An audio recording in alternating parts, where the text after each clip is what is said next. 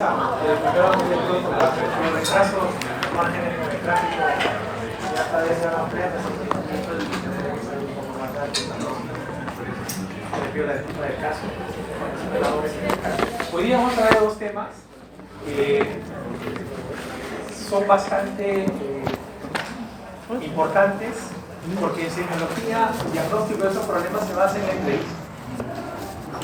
Vamos a hablar sobre diarrea, síndrome de mala absorción, que finalmente ambas tienen en la característica de deposiciones la clave del diagnóstico. Entonces, como entenderán, no es usual que un paciente que está agudamente enfermo con cuadro de diarrea, ustedes puedan entrevistarlo de manera cómoda, ¿no? Y tampoco es usual que podamos estar presentes cuando el paciente haga la evacuación, ¿no?, correspondiente, ya sea en el sanitario, aunque a veces se puede hacer en el hospital, pero no es lo usual. Lo usual es que ustedes tengan un paciente que en el momento de la entrevista no tiene diarrea, y evidentemente ustedes van a tratar de buscar información para ver la característica de la diarrea y el tipo de diarrea, ¿no? Esta es una parte de la semiología muy importante, donde la entrevista recobra, digamos, un nivel de potencia muy alto, ¿no? La signología que acompaña al cuadro agudo es importante también porque ustedes ya conocen un poco de la deshidratación. Eso es algo muy general. Pero hay otra signología que acompaña a la diarrea crónica, que también la han ido aprendiendo en las prácticas sucesivas. Entonces, a veces la signología no es tan florida y por eso es que la historia es muy importante. Así que les quiero pedir su máxima atención en estos minutos que tenemos, porque como conversamos en la práctica, siempre debe haber un fenómeno de inferencia. Ustedes piensan en algo, hablan de algo y están relacionándolo a algo inmediatamente. Igual va a ser en la entrevista. Si yo pregunto algo, es porque estoy pensando en algo, en un tiempo, en un escenario, en una entidad, en un germen, que vamos a comenzar a verlo paso a paso. Y eso debe estar sistematizado. Debe ser una respuesta casi instantánea, ¿no? Como alguna vez en la práctica decimos, tu DNI, número tal, perfecto. Dirección, tal. De esa manera debe estar automatizada. Así es más fácil poder juntar las piezas y plantear un síndrome determinado. Muy bien. Entonces, comenzamos con síndrome diarreico. Soy docente de la sede del Hospital Rebagliati, ¿no? Y hablamos primero qué es diarrea, ¿no? Eso es importante, porque si no definimos qué es diarrea, nosotros lo vamos a tener bien. ¿Qué es diarrea?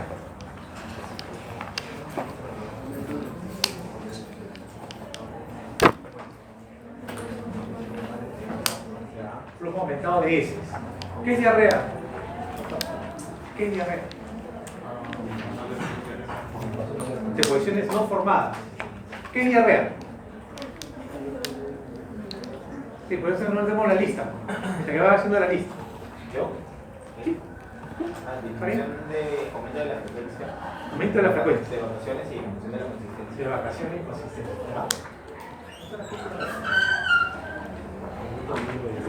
Porque el paciente puede decir, doctor, tengo diarrea, ¿cierto? ¿No? Para el paciente, miren ustedes que son 4 alumnos de semiología de la Universidad Ricardo Palma y tienen conceptos, no son iguales, ¿no? Han dicho lo mismo pero diferente, ¿no? ¿Se dan cuenta? No tienen una uniformidad. Imagínense una persona que no estudió medicina, ¿no? Y para ellos, ¿qué es diarrea? ¿No? De repente dice, doctor, estoy con diarrea y esto que hago a cada rato. A ver, señor, ¿cómo hace? ¿Cómo es su diarrea? Va al baño, se para y está miccionando. Porque para ese paciente, comillas, eso es diarrea, ¿no? ¿Para ti qué es el 1? ¿Qué es el 1? ¿Para usted, doctora? Orinar. Para usted, doctor, ¿qué es el 1? Orinar. ¿Cierto? Para usted, doctora, ¿qué es el 2? Cuando usted dice a una niña, dice, mamá, voy al baño, voy a hacer el 2. ¿Usted qué está haciendo? No, esto que parece broma es la entrevista. Doctora, ¿qué es el 2 para usted? Cuando usted va al baño. Deposiciones, ¿no? Es cierto, para nosotros, en nuestra estructura general, eso es así. No nos distraigamos. No, hay que corroborar de qué está hablando el paciente. Entonces la pregunta es, señor, ¿a qué le llama usted diarrea? Para saber qué es lo que estamos traduciendo, qué es lo que nosotros vamos a comenzar acá. La diarrea vendría a ser el movimiento del intestino que no tiene mucha consistencia, o sea, es débil, o sea, flojo, y también se presenta de manera frecuente, lo cual puede generar un estado de urgencia. Muy bien. Es otra opinión más, ¿se da cuenta? Está bien la definición, pero son 5 diferentes, ¿no? Entonces, decimos algo. En la Escuela de Medicina de la Universidad Ricardo Palma, ¿cuál es el concepto de diarrea? Lo que tenemos que tener una escuela, tenemos que tener un criterio, ¿cierto? ¿No? Algo debe movernos de manera común, ampliaremos otras cosas, pero pongámonos de acuerdo. Entonces, en semiología hay 2 palabritas que definen diarrea. Doctor, aquí, frecuente y fluido. ¿De acuerdo? Frecuente y fluido. ¿Eso es diarrea fundamentalmente? Sí. En semiología, frecuente y fluido. Vámonos a los conceptos clínicos o de agentes nosológicos. Ahí viene tu concepto. Se van a la Sociedad Mundial de Gastroenterología, el congreso del mes siguiente o del año pasado, y entonces decimos que diarrea es eso, de posiciones frecuentes y fluidas. Concepto sencillo, claro y directo, y uno no se olvida. Frecuente y fluido. Muy bien, pero también dice que se define como la expulsión de material fecal no formado, ¿no? O anormalmente líquida, acompañada con mayor frecuencia de ritmo evacuatorio. Esa es una definición más técnica, y está bien, pero estamos ahora en semiología. ¿Que va a venir en el examen? De hecho, tiene que venir, ¿no? Eso es lo que les preocupa a la mitad de los que están acá, el examen. Pero es más importante saberlo, y saber por qué es frecuente, por qué es fluido, y por qué aumenta el ritmo evacuatorio. Existen, doctor, diversidad de criterios en el mundo, porque tiene que ver mucho con la dieta, de qué parte del mundo es usted, no es lo mismo en el África, en la India, ¿no? Que aquí en el Perú, pero más o menos decimos que a nivel occidental, o sea, en este lado del planeta, con la dieta que manejamos nosotros, ¿no? Una sede superior de 200 gramos podría considerarse diarrea. ¿Quién pesa la diarrea? Doctora, en el hospital, ¿quién pesa la diarrea? ¿En el adulto? Nadie. En los niños sí. Pesamos en pañal. Pañal seco, pañal con diarrea. Y hacemos una evaluación. Solo en el hospital y generalmente en pediatría. ¿Y dónde están los lactantes o los lactantes, ¿no? Lactante mayor, lactante menor, ¿y qué más? Y los preescolares. Muy bien, ¿no? Entonces, acá tenemos un asesor. Gracias. Muy bien, entonces 200 gramos. ¿Y cómo calculamos 200 gramos? Doctor, ¿cómo calcula 200 gramos usted? Pongan que la densidad sea igual a 1, o sea, más o menos 200 en volumen. ¿Usted qué diría? ¿Un vaso? ¿No? Un vaso, ¿sí? Media taza, ¿no? Porque eso es lo que tienen que decir a las personas. Señora, ¿cuánto usted cree que ha hecho? ¿Bastante, poquito o mucho? Es lo que hacen los técnicos en el hospital, ¿no? Para ver el balance, ¿saben, no? El técnico va a decir, señora o señorita, ¿usted cuánto ha hecho de exposición? ¿Bastante, poquito o mucho? Ah, mucho dice, mucho, 600. Igual, ¿usted ha orinado bastante, poquito o mucho? Poquito, 200, entonces suman su balance. Así son los balances, por si acaso, ¿no? Obviamente erróneos, porque es una subjetividad. Nosotros tenemos que hablar de volumen, y al paciente hay que hablarle de una cucharita, 5 centímetros, una cucharada, 15 mililitros, ¿cierto? Medio vaso, 50 centímetros, perdón, 100 centímetros, media taza, 200 centímetros, aproximadamente. ¿Cuánto? ¿Usted sabe cómo se llama ese repositorio que está en los cuartos de los pacientes? Que parece un animalito, tiene un manguito para orinar. ¿Cómo se llama? Papagayo. Muy bien, doctor. Excelente. Le llaman papagayo. ¿Cuánto mide el papagayo? ¿Cuánto volumen tiene? Muy bien, doctor, 1 litro. Excelente. Doctor, está haciendo su rotación. Está muy bien. Doctor, no sé, hay uno que le llaman como un vasín. ¿Qué le llaman? Chacha. ¿Por qué? Porque es bajita. Pues no, ¿cierto? Sin hacer mención a nadie. ¿No? ¿Qué volumen ocupa la chata, doctor? Muy bien, 2 litros. Excelente la doctora. Está rotando y ha hecho, es muy observadora. Ese volumen tiene que saberlo. Porque el paciente micciona, ustedes ven medio papagayo, ya saben que es 500. ¿Cierto? Ustedes ven la chata, ¿no? Imagínense, un paciente ha hecho una hematemesis y ha hecho sobre la chata. Ven media chata. Ya, pues, shock, ya está en shock el paciente. Es 1 litro. ¿Cierto? O en diarrea, ¿no? Se hace una diarrea coliforme. esas que botan 2, 3, 4, 5 litros en menos de una hora. ¿Cierto? Entonces ustedes están calculando volumen. Y cuando hagan historias, pregunten volumen. Muy bien. Entonces, sin embargo, hay que recordar lo que dice el Ministerio de Salud, ¿no? La diarrea aguda es causa de elevada mortalidad en países en vía de desarrollo, especialmente en niños, ancianos y muy deprimidos. Esto que parece un cliché, significa muchos muertos al año. Niños y ancianos, aquí en el Perú, aunque ustedes no crean, fallecidos, que ya no van a estar, que ya no van a estar esta Navidad, ni la otra, ni la otra, y solamente por cuadros de diarrea aguda. Entonces tenemos que estar bien preparados los médicos peruanos para que no se mueran más niños en nuestra cara, en nuestros ojos, o por responsabilidad nuestra. Entonces de acá depende una buena entrevista, ¿cierto? Y un buen examen físico.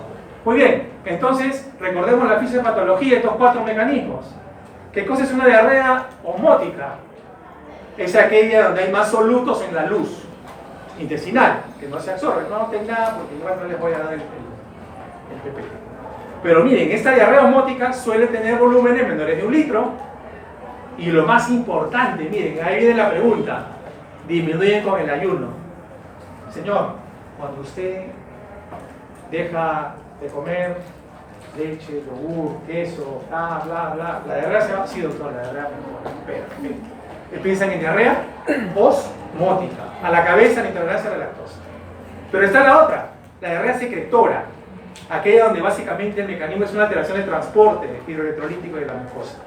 Ahí son diarreas abundantes, más de 1 litro al día. Y ojo, no se modifican con el ayuno. Entonces es fundamental a la hora de hacer la entrevista, ¿no? Bueno, lo del GAP es una exquisitez. El GAP, por ejemplo, se mide electrolitos, ¿ya? Por si acaso, pero entre positivos y negativos, ¿no? Eso también lo hacen más en pediatría.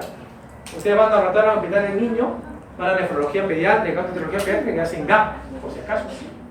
El que no sepa, lo saca por la ventana. Y acá están las bacterias más frecuentes: la E. coli, el cólera, ¿no? Y algunas otras entidades tumorales que no son tan frecuentes. Pero después viene la motora, miren.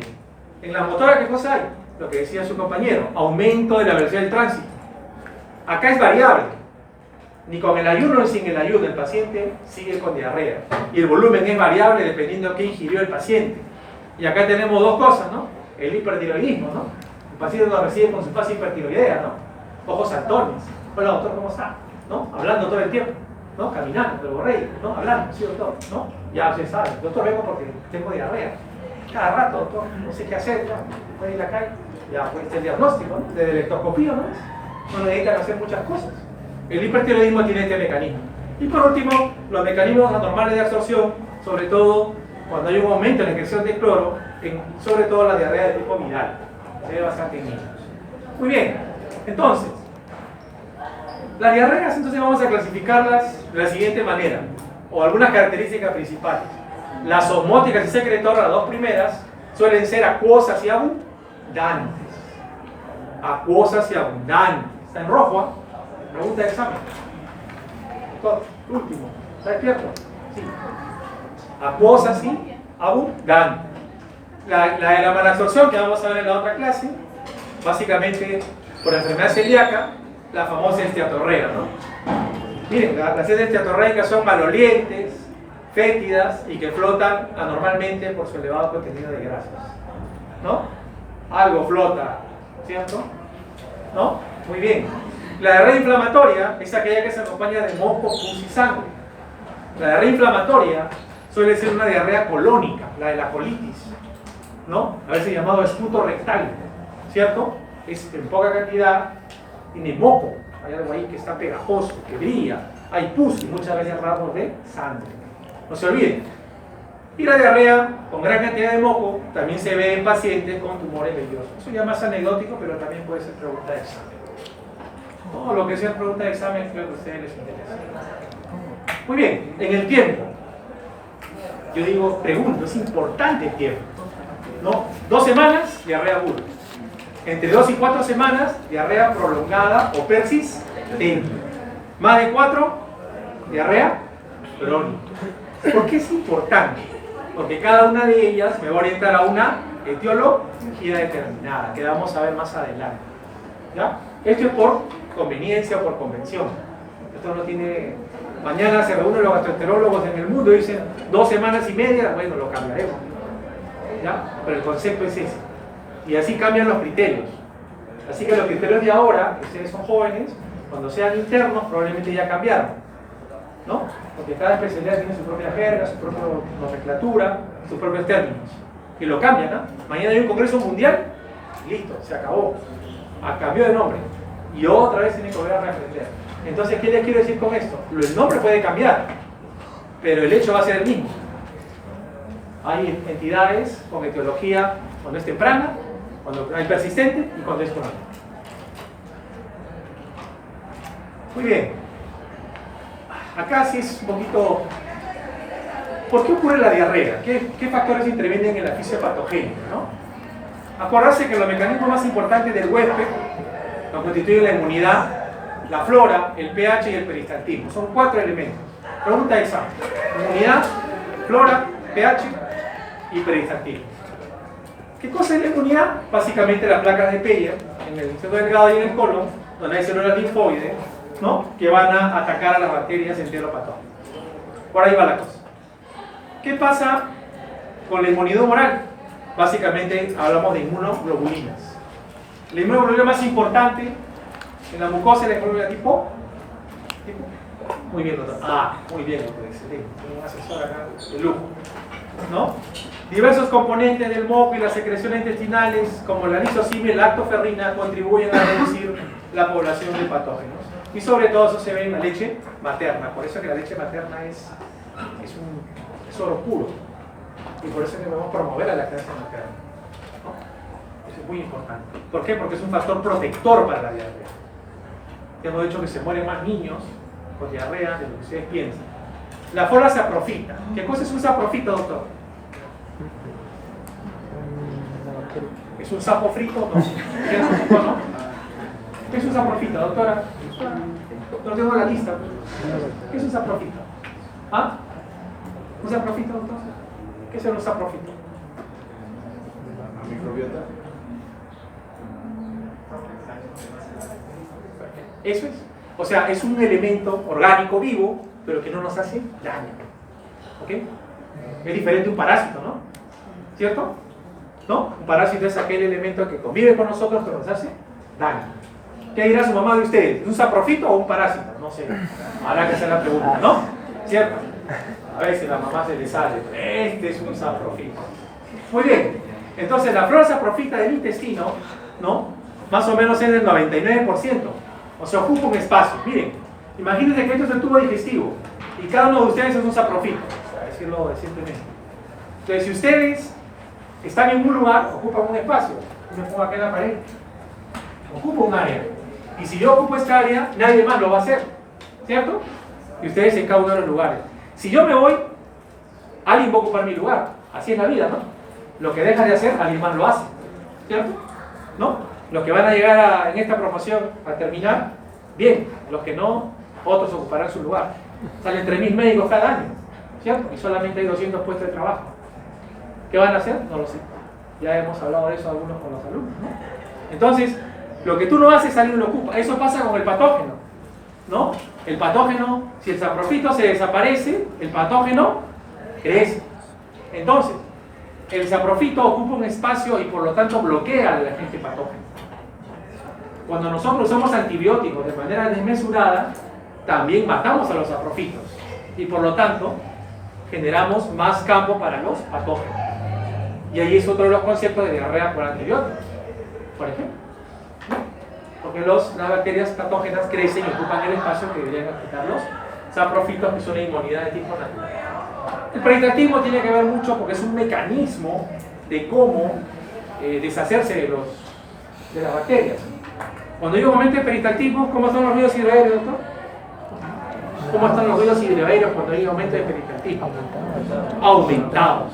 Y si eso lo escuchas aumentados, ¿cómo se llama eso? Borborismo. Muy bien, doctor. Y si usted, eso se traduce en dolor en el paciente, ¿qué dolor, qué tipo de dolor es? Tipo cólico. Muy bien, o retortijón, ¿no? ¿cierto? Doctor, tengo dolor. El paciente dice, doctor, tengo un cólico. O sea, usted está asumiendo que el paciente tiene dolor abdominal. Puede ser tipo cólico. El paciente sabe, simplemente lo menciona como cólico. A todo le llama cólico. Tengan cuidado. Por eso es que hay que preguntarle cómo le duele, a qué le llama usted cólico. Pero lo cierto es que en el caso del peritatismo aumentado, el dolor es tipo cólico. Igual pasa con el pH. Cuando el pH es menor de 4, acuérdense el pH, ¿sí? 1, 2, 3, 7, 14, ¿sí? La escala, ¿cierto? Muy bien. Cuando es menor de 4, ácido, la bacteria muere, ¿cierto? Cuando el pH está por arriba de eso, las bacterias que ingresan al estómago, ¿sí? No necesariamente mueren. Por lo tanto, aquellos que están acostumbrados a comerse un mostrito, a comerse un cevichito, a quedar en la tía de la esquina, etcétera, etcétera, donde el consumo no está muy, vamos a decir, supervisado, y la cantidad de miles de bacterias están al costado de ese juguito, ¿no? Leche de tigre y esas cositas, va a ingresar al pH, pero como su estómago es bueno, y el pH menos de 4, se salva, pues, y las bacterias llegan. Pero ¿qué pasa con esa gente que ustedes como médicos generales empiezan a darle ranitidina o meprazol de manera indiscriminada porque no saben qué hacer? Algo tienen que dar al paciente. Hay médicos que algo tengo que dar, entonces le comienzan a dar eso, ¿no? Que son inhibidores de la acidez gástrica. Entonces el pH, en vez de bajar, aumenta. Y ese factor protector de la diarrea se pierde, ¿no? Entonces es por eso que hay que tener cuidado. En los pacientes con situaciones de aclorhidria y hipoclorhidria tienen mayor riesgo de infecciones entéricas. Muy bien, así hemos hablado de la fisiopatogenia. Bueno, los factores microbianos que influyen son el tamaño del inóculo, por supuesto, ¿no? O sea, una cosa es que usted por ahí se lavó las manos, pero mal, y lo que estaba, qué rico estaba eso, ¿no? Se chupó su dedito, ¿cierto? ¿No? Bueno, pues entraron 1000 bacterias, ¿no? ¿Cierto? 1000 bacterias. Pero el otro que estaba comiendo rico ahí donde la tía veneno, agarró un cucharón y ¡ah! ¡Qué rico!, ¿no? Y se metió 100.000 bacterias al estómago, ¿no? Ese es diferente, ¿no? Entonces el inóculo también va a ser, ¿no? ¿Cierto? No es lo mismo en un partido de la Buena Alianza, ¿cierto? Que salgan 500 barristas, ¿cierto? A que salgan 5.000, ¿no? Van a ser más de más. Eso pasa con el inóculo bacteriano. Que usted se ingresa más inóculo, evidentemente las consecuencias van a ser mayores y parte de la patogenia. Muy bien, aquí nomás le presento a la coli, ¿no? A ver, vamos a hacer una pregunta. El que lo hace, le vamos a hacer una bonificación con unos puntos en su práctica, no importa sea de qué sea. A ver, ¿quién me dice en cuánto tiempo se reproduce una Escherichia coli? O sea, ¿en cuánto tiempo una coli tiene un hijito? A ver, vamos a darle 5 segundos. 5, 4, 3, 2, 1. Muy bien, excelente. 20 minutos. En 20 minutos, una coli tiene un hijito. ¿Está bien? En 20 minutos más, 2 colis harán 4. Y así, 8, 16, 32, 64. ¿Cómo se llama eso? ¿Progresión? ¿Cómo se llama? ¿Ah? ¿Geométrica? ¿Sí? ¿Logarítmica? Geométrica. Muy bien, doctora. Excelente. Entonces, miren, por eso es que cuando vamos a hablar de un cultivo que está acá abajo, ¿qué agarres este, doctor? ¿Quién me dice que agarres este? ¿Qué agarres este? A ver. ¿Ah? ¿Agar qué? ¿Ah? Agar sangre, pues miren, agar sangre. Es agar sangre. ¿Ah? El agar sangre puede ser como cuando tú lo llevas a la Escherichia coli y la llevas de tu, no sé, pues a Cancún. Lo sientas, piña colada, sol, ¿no? Aire fresco, ¿cierto? Y va creciendo y se van reproduciendo. Acá pues, crece rapidísimo, ¿no? ¿No? ¿Cómo se siembra? Sí, ¿no? ¿Cierto? Llevado ya microbiología, ¿no? Entonces, esto crece cada 20 minutos, ¿no? Y les pongo esta porque es la bacteria más reproductiva del estómago, del intestino patógeno. A ver, una pregunta más. David, ya me respondí. David, ¿cuántos tipos de coli hay? ¿Cuántos serotipos? Porque hay González, disculpen los González, hay González en Surco, en La Victoria, hay González en Los Olivos, hay González en Venezuela. Igual hay coli, la coli hay en todos lados. Pero hay 100 subserotipos de coli, David, 100. Entonces, como dicen, hay coli buenas, hay coli malas, hay coli, ¿no? ¿Y la coli más agresiva es la coli, doctor? Enteropatógena. Muy bien, doctor, excelente. Esa es la coli enteropatógena. No, esa es la más abusiva de todas, ¿no? Porque daña la mucosa. ¿no? Hay una coli también que se llama enterotoxi. Esa bota una toxina, no, te la dejo. La otra no, va por la mucosa, ¿no? Entonces la diarrea coli enteroxigénica, ¿qué te da? Una diarrea acuosa, pues, ¿no? ¿Cierto? En cambio la diarrea enteropatógena, ¿qué te va a dar? Una diarrea con moco, con sangre. ¿Ya fue? Así nomás tú lo puedes saber clínicamente. Muy bien, esa es la coli.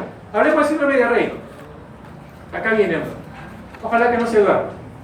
¿Qué tengo que preguntar o qué tengo que saber cuando hablo de diarrea aguda? Ya les he dicho, no van a tener al paciente en el momento con la diarrea. Va a ser un poco complicado ver la diarrea. Incluso en el hospital el paciente va al sanitario y obviamente la taza del baño está con agua, ¿cierto?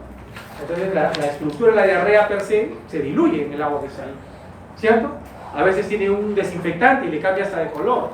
Entonces si ustedes quieren saber cómo es la diarrea realmente, tienen que hacerle al paciente evacuar en una chata para saber realmente la diarrea, si ustedes quieren tener la certeza de que están bien, el color, la característica, etc.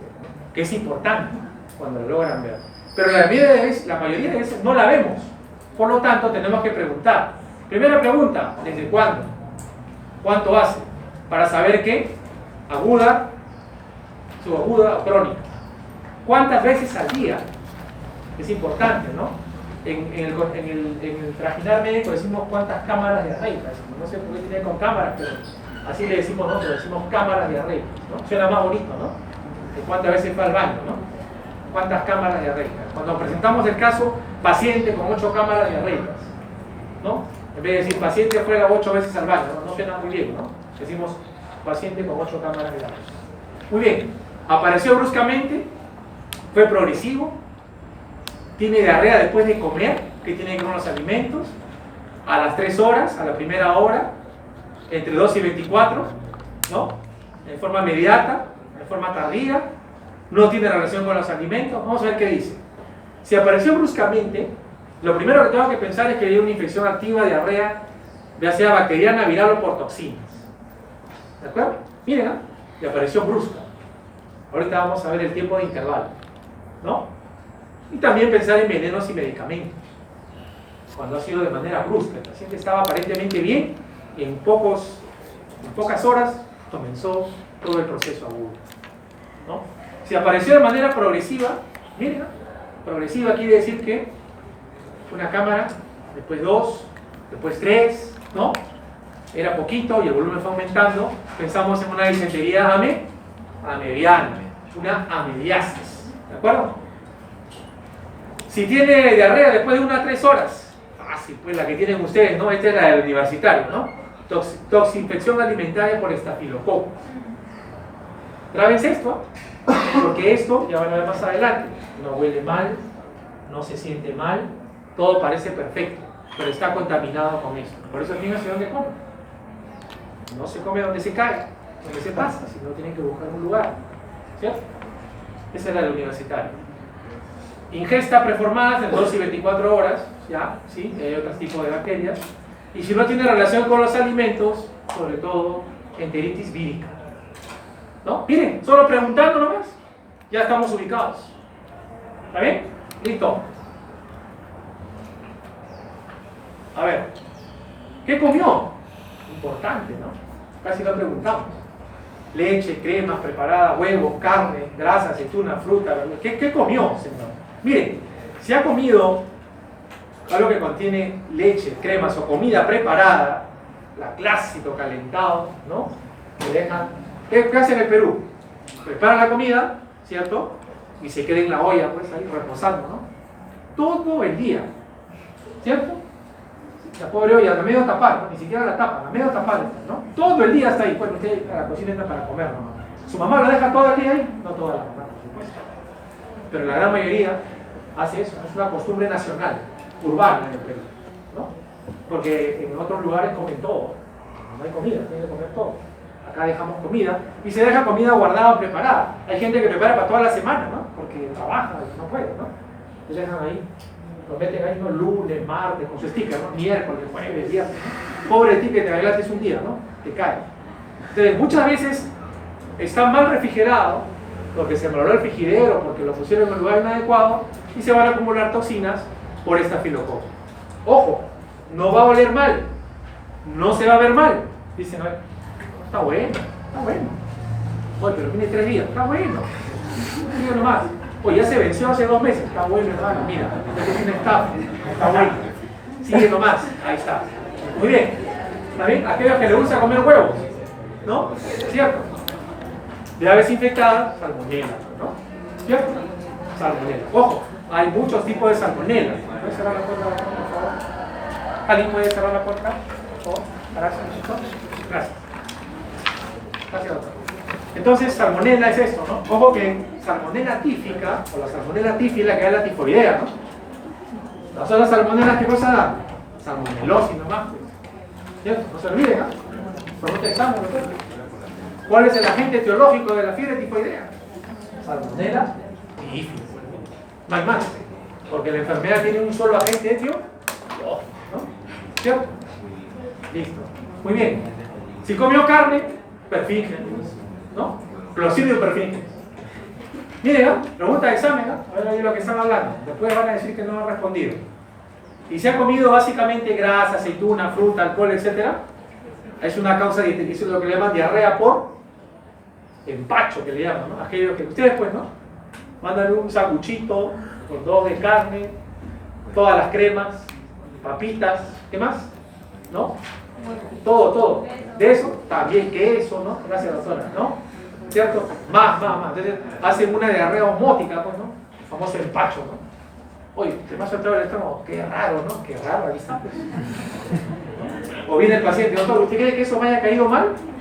¿No? Y eso que el paciente le va a decir la mitad de lo que ha comido, ¿no? Porque aquel que te dice que ha comido un corte de pollo se ha comido medio, ¿cierto? ¿No?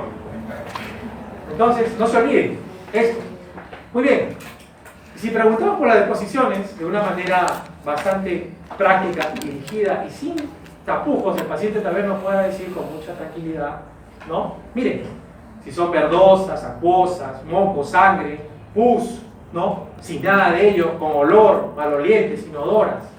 Miren, si son acuosas, pensamos en diarrea intestinal, virus y, como no, la yardia, pues, ¿no? La gran yardia, historia de una yardia, ¿no?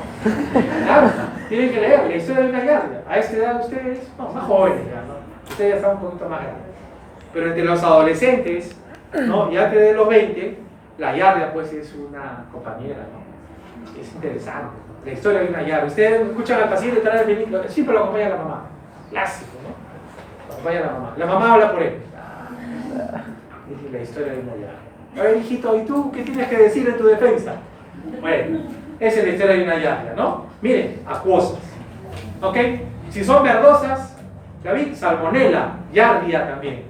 Moco, ajá, acá está, moco, chiguela.